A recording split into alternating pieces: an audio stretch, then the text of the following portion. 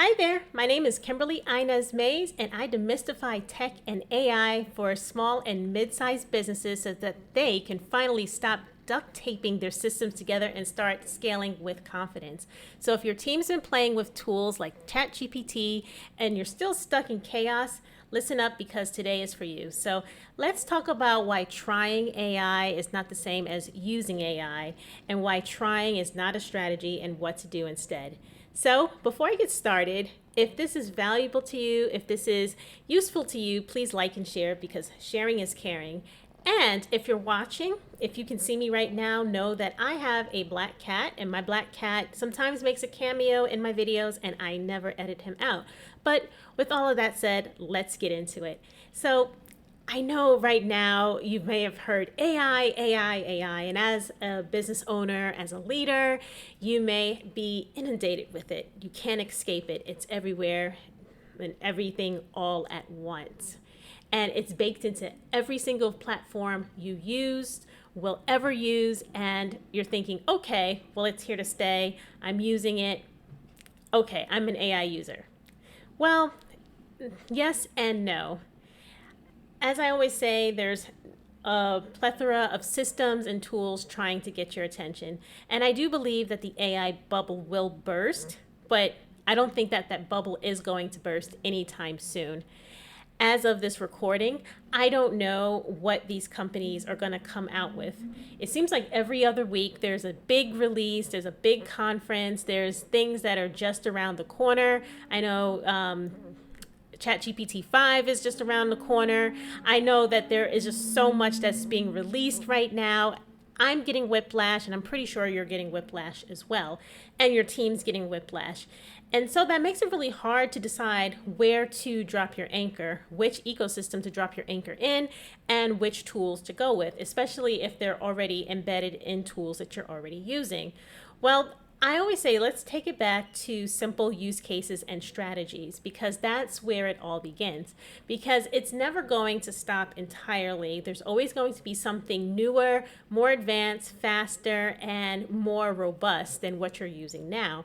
And you're never going to use the latest and greatest. So let's just get that out of the way right now. Anything you're using is going to be obsolete. As a matter of fact, just look at your smartphone right now. I'm using last year's model of my smartphone. When I bought it, it was top of the line. It was the best of the best. It was the high-end phone, but right now it is not. And I have to be okay with that. Otherwise, I'm going to keep spending my money buying the latest and greatest when what I have works for what I need it for right now. And your tech stack should be the same way. It should be able to scale with you in its current state, where it is right now. Because if you keep switching, there's this thing called a switching cost, where if you keep changing, there is a cost to that. Cost not only monetarily, but a cost in personnel, time, investment, and effort. And you want to make sure that you take that into account. Let me just silence my phone. So I think I just heard it go off. And there's nothing annoying with hearing pings and dings when you're trying to record something and your phone just keeps going off. But hopefully that all makes sense, right? Because we want to get comfortable and we want that assurance that what we're doing is going to work in the long term. So why did I say that, okay, you're using it, but are you really using it? Well, you want to get past the dabbling stage. And I know a lot of people are in the dabbling stage. So you might fall into one or two camps. You may fall into the stage where I don't want to try anything. What we have works right now. You may be using a base CRM, you might be using paper, you might be using a spreadsheet of some sort, you might be using nothing, and you may say, okay, well, this is fine for now. You may not have AI integrated into tools yet. You may have AI blocked for whatever reason in your organization or in your small business. Or you may be one of those people that says, okay, let's just go forth and try everything, right? You may be one of those people who want to try a little bit of this and try a little bit of that. And you say, okay, well, let's jump on this tool here. Everybody, let's just use this platform. Let's use this platform for content creation. Ooh, let's make some videos with this tool. Okay, well, this thing just came out. Let's use this. And that's also another failing strategy as well, because remember what I said about switching costs.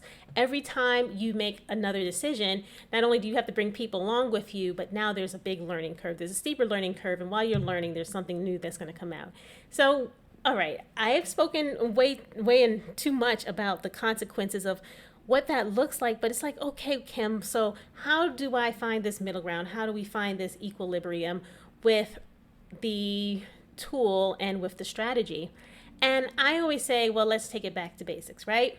Let's have basic SOPs, basic documentation, and just write down exactly what you want. Write down your processes, write down your goals, write down things with your team, co-create that vision with your team so that you all know where you're going together. And then once you do that, develop criteria by which you evaluate a system.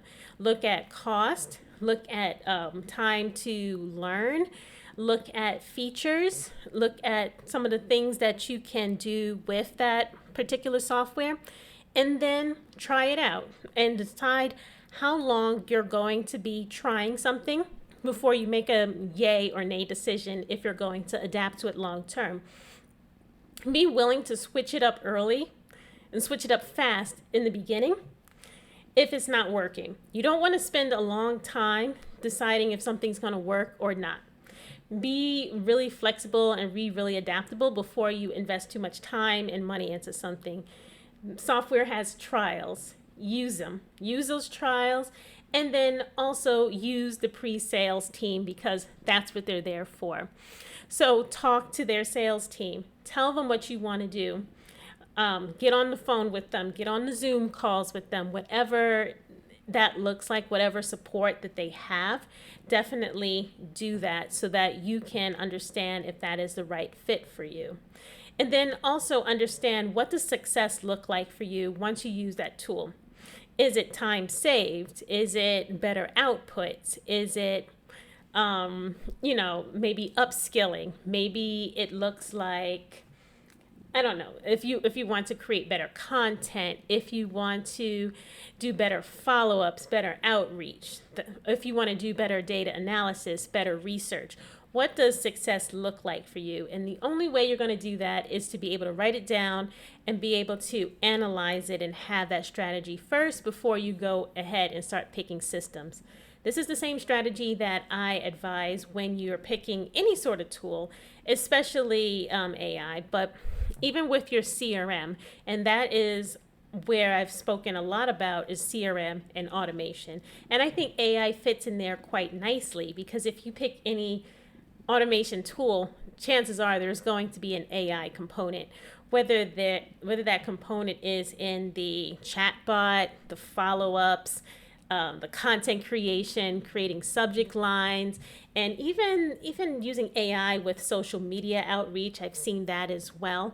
But the thing is, you don't have to use all of these features at once. Determine what success looks like for you and then go from there, because the last thing you want to do is say, I'm using AI, but you're really just dabbling and basically sampling from the buffet, but not really consuming anything, if that makes sense. So again, some takeaways is write it down, use the pre-sales team for sure, and then work it out with your team. Bring other people on board, get their buy-in, get their decision, right? And then once you have that decision, once you have that plan, be willing to be flexible in the beginning so that you can evaluate quickly, switch it up if you need to, and then determine how long that period is going to take so that you can make a long-term decision. Because whatever you decide, you should stick with it for a little while, right? Because if you keep switching, there's a switching cost. So stick with it for a while, stick with your investment, and then make your investment scale with you. All right? Because there's always going to be something new and shiny out there for you to try, but the goal is to determine your own success and make that happen. And with that, that's all I got to say about that.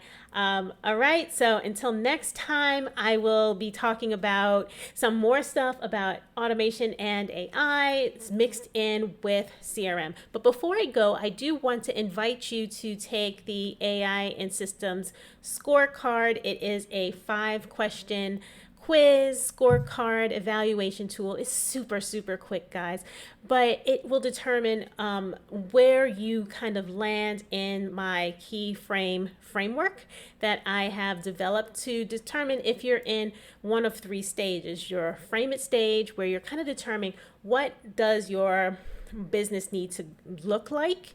And this could be an established business, right? But maybe you're just starting over. Maybe you already sold a lot, maybe you're already doing well, but you're like, you want to take a step back, look at the bigger picture and determine where is your next step. So maybe that is where you want to go back to basics. So that's your framing stage. And then your building stage is after you do that. All right, now you're ready to kind of get your hands dirty, your feet wet, and you want to start evaluating some tools, and you just want to start really doing that switching, going from what works to what doesn't work.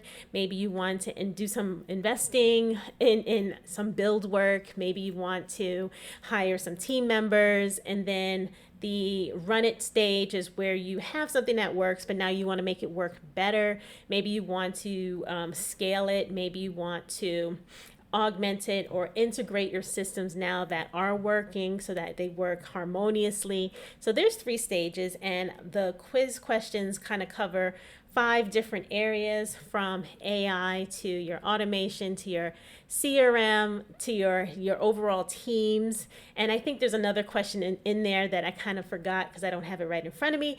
But yeah, it only takes 2.5 minutes because I want you to answer it really fast. You get your results, and then what's kind of cool is every, I think, 2 or 3 days, you do get a free goodie in there that kind of gives you a toolkit to just give you a little bit of guidance on where you fall into. So there is a lot to unpack, and that is the scorecard. So that will be posted in the link.